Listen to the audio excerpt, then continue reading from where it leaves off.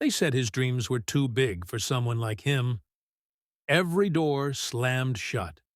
Every hand pulled away when he reached out. One moment, he was standing on the edge of everything he'd worked for. And the next, it was gone. Ripped away by people who said he didn't belong. Alone, humiliated, and ready to give up, he faced a choice that would define the rest of his life. What do you do when life seems determined to break you? What if the very pain meant to destroy you is the one thing that can make you unstoppable?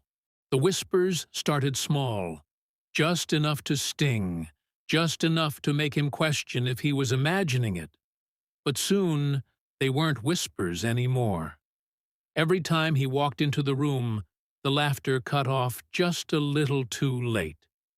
Every idea he brought to the table was dismissed, not because it lacked value, but because it came from him.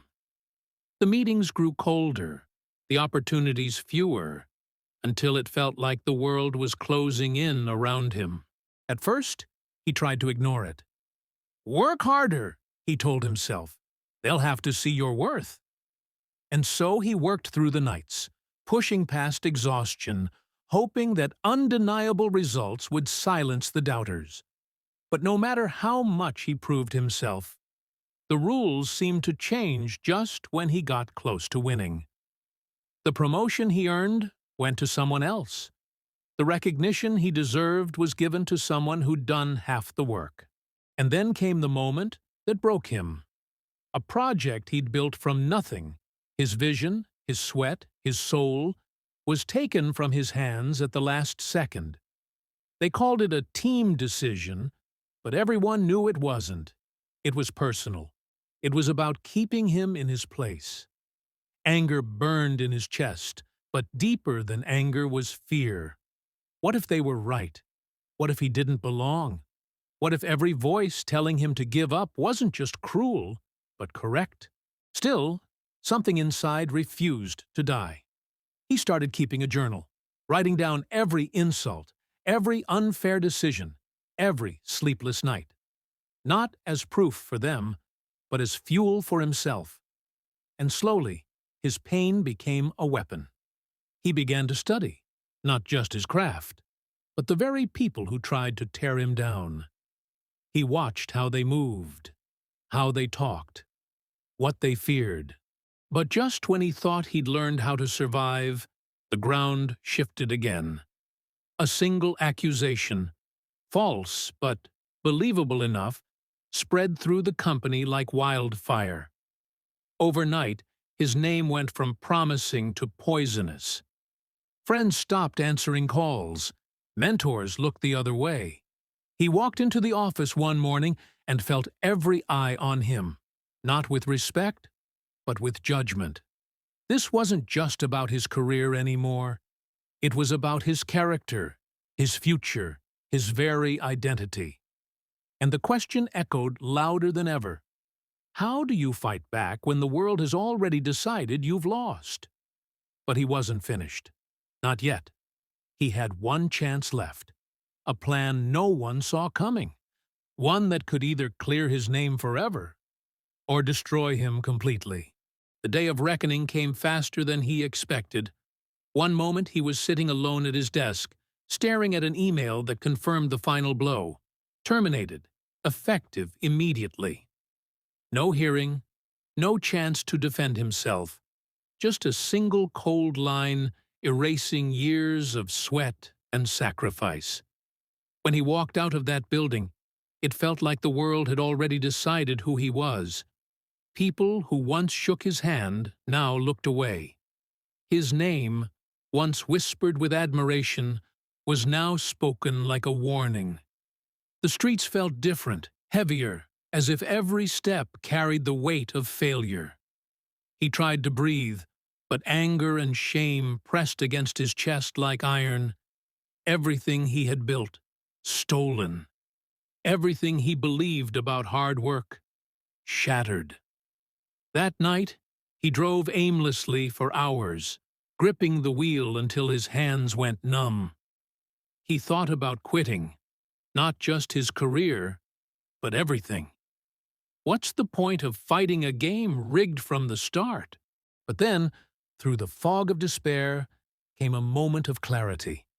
He remembered every late night, every insult, every door slammed in his face, not as proof of defeat, but proof that he had survived worse than this.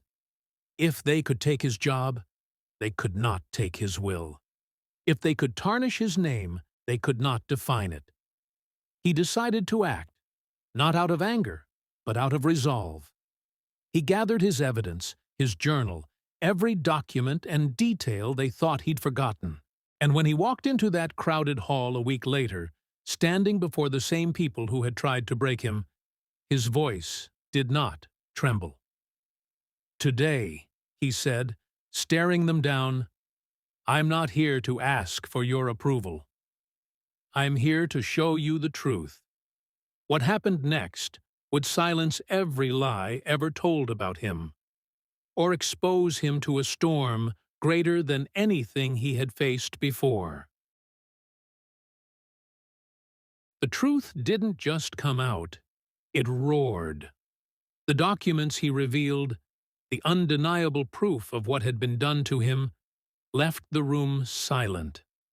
Those who had plotted against him were forced to step down, and the accusations that once stained his name dissolved in front of everyone's eyes.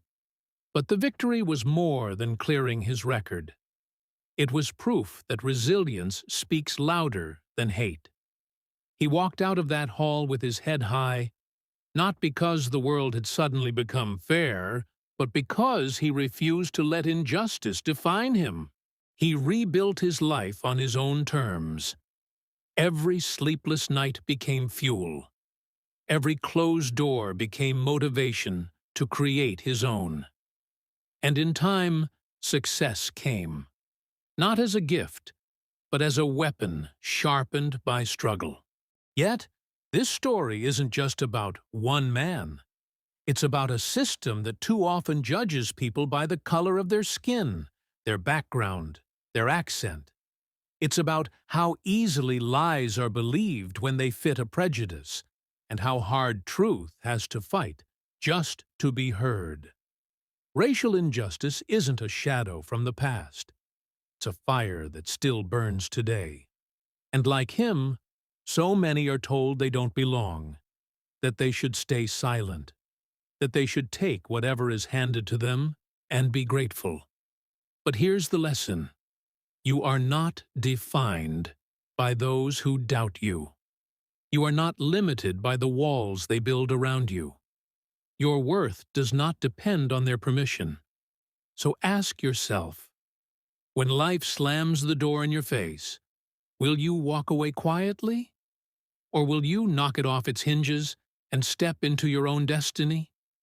Because somewhere, someone needs to hear your story. Someone needs to see you win. And maybe, just maybe, that someone is watching right now.